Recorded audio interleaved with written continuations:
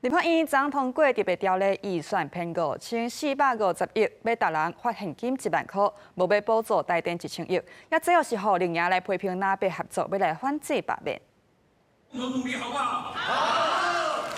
国民党系列反恶霸造势活动开始，立委王宏伟10日升至松山后援会，民众党主席黄国昌也来收听，国强组一波南北合反制罢免。明天晚上啊，我们有一个民歌演唱会，蒋万安市长还有韩国院长都会来，然后他们都会唱歌，所以下次请黄国昌主席来，因为他也很想。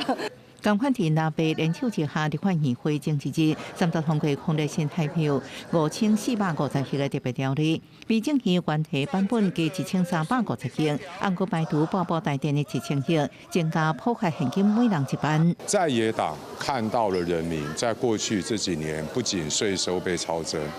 而且在物价指数不断升高的情况之下。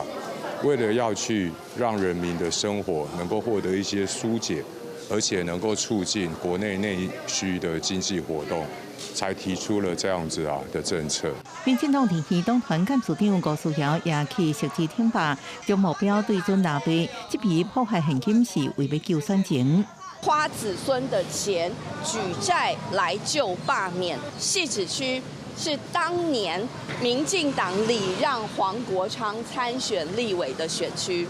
但是黄国昌在这里没有服务，搞得天怒人怨，